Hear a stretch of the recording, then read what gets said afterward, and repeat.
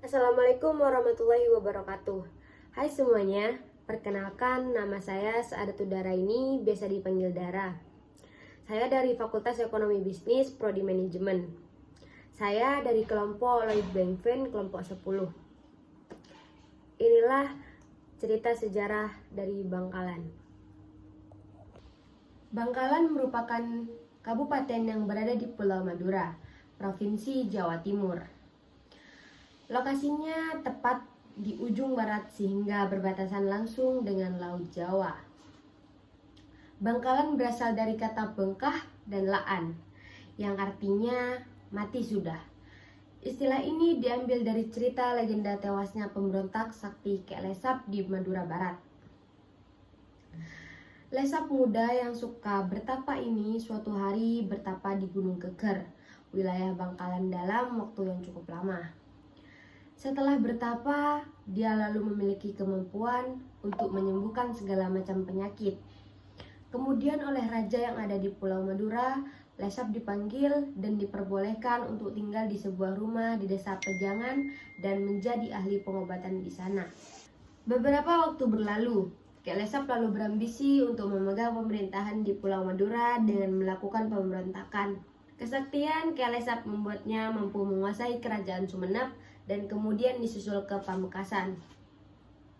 Namun apakah kalian tahu sejarah dari Bangkalan sendiri bukan berasal dari legenda di atas, melainkan dimulai dari perkembangan Islam di daerah itu pada masa pemerintahan Penembahan Pratanu yang bergelar Lemah Duwur.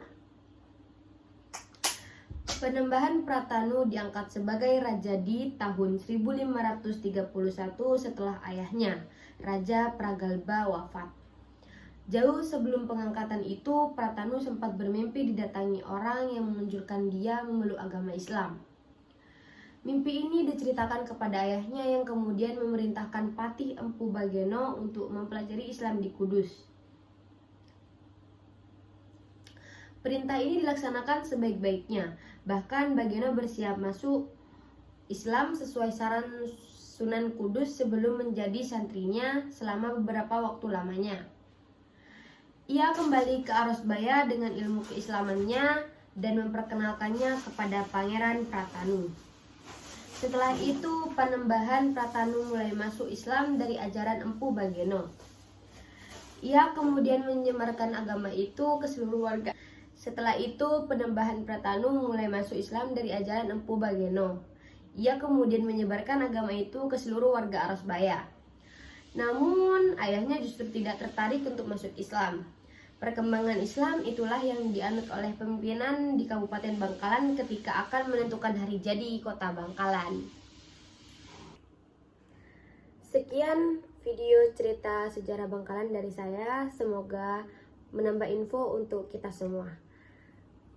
Wassalamualaikum warahmatullahi wabarakatuh.